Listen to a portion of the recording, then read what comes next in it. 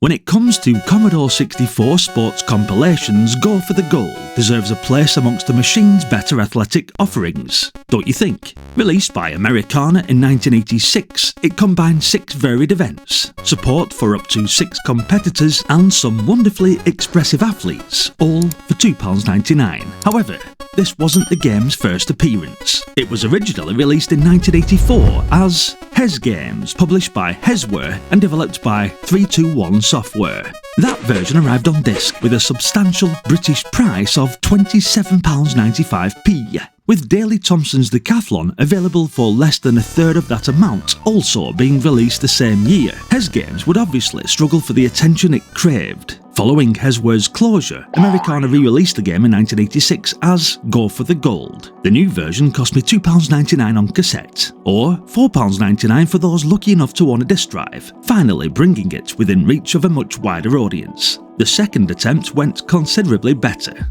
C64 awarded it 95%. Other magazines also responded favourably, and Go for the Gold eventually reached #1 in the UK combined format chart. Huzzah! You begin by creating a team of up to 6 athletes. Each competitor can be given a name, nationality and team colour, adding some personality before the events begin. Suddenly, it isn't 2 anonymous athletes running down a track. It's Mad Dog Cheeky from the United States against Mag the Hag Dude, representing Great Britain. Neither seems especially likely to pass an Olympic drug test, but we'll give them the benefit of the doubt.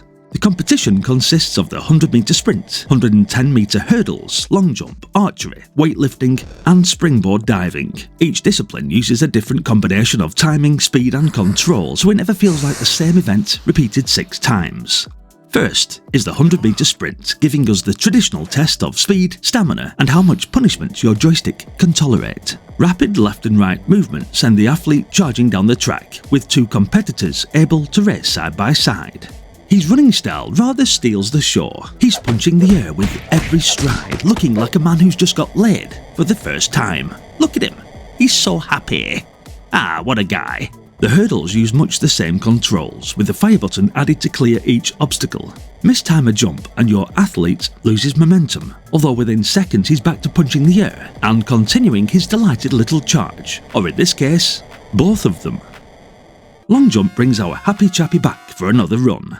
The athlete grows larger as he approaches the foreground, creating an effective sense of movement towards the takeoff board, or in this case, just a line. You need to build speed, launching at the right moment and prepare for the landing. Get it wrong and he falls over, checks his backside, and turns towards the crowd looking a bit like Fonzie from Happy Days. Lands successfully and he flashes his pearly whites. All 2 of them, before flexing his little muscles and getting on with his day. He certainly enjoys his athletics, this fellow. Archery slows everything down and asks for a bit of patience. Your aiming cursor resembles a tiny boat with a white sail, which doesn't immediately suggest precision marksmanship. Perhaps he's shooting arrows through a little yacht. Wind speed and direction affect every attempt, so you must adjust your aim before releasing the arrow. I'm glad we had a break from furious joystick waggling actually, and if you miss, you can't blame a damaged controller. You'll have to blame the wind instead. Personally, archery is probably my favourite event. Weightlifting consists of the snatch and clean and jerk. I resist making too much of those names, although during my teenage years, I'm fairly certain that clean and jerk happened in the opposite order. Moving swiftly on, both lifts require a sequence of joystick movements performed with the correct rhythm. Make a mistake and the bar comes crashing down.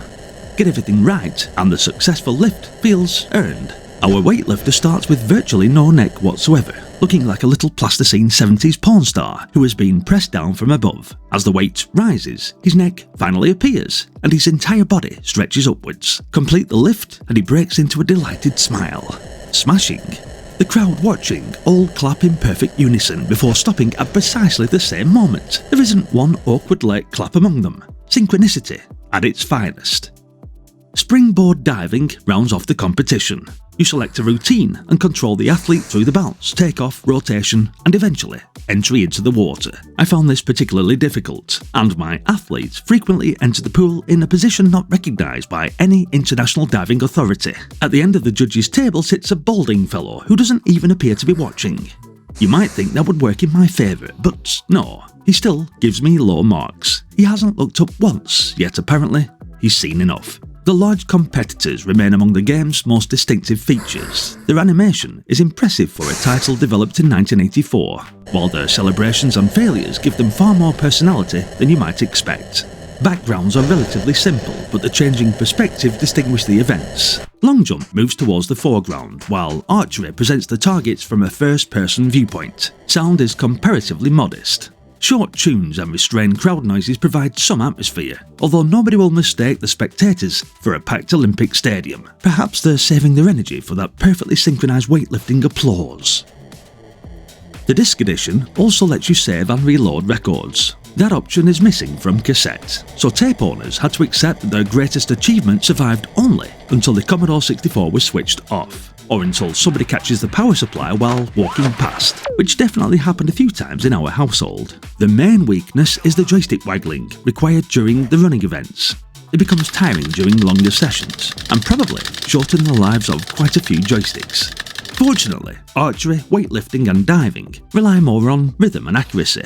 Some controls also take time to learn. The instructions are worth keeping nearby, because randomly pushing directions is unlikely to produce an Olympic champion.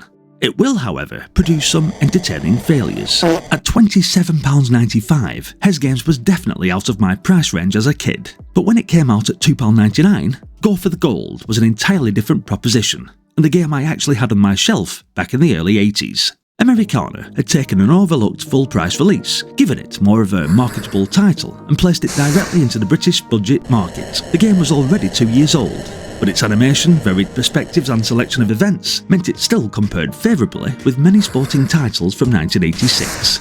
Zap 64's 95% may appear extremely generous today, but as a budget release it offered an impressive amount of entertainment for the money. Its climb to #1 suggests plenty of you guys also agreed. Viewed today, not every event has aged equally well. The running disciplines are exhausting, the sound is limited, and diving may leave you wondering whether the bouldering judge has a personal grudge. Even so, the 6 events are genuinely different, and the competitors are packed with amusing little touches. Go for the Gold started as HESGames, an ambitious but prohibitively expensive disc release that received little attention in Britain. 2 years later, a new name and much lower price finally gave it the audience it missed first time around. Did you know this game as Go for the Gold? Or were you among the comparatively small number who played HESGames? And which of these 6 events was your favourite? Personally, I'm choosing archery, even if I still don't know why I'm aiming with a tiny sailing boat. Let me know your memories in the comments. If you enjoyed the video, give it a like and subscribe for more Commodore 64 and Amiga retrospectives. Thanks as always for watching and supporting the channel. Hopefully, I'll see you all in the next one. Until then, bye for now.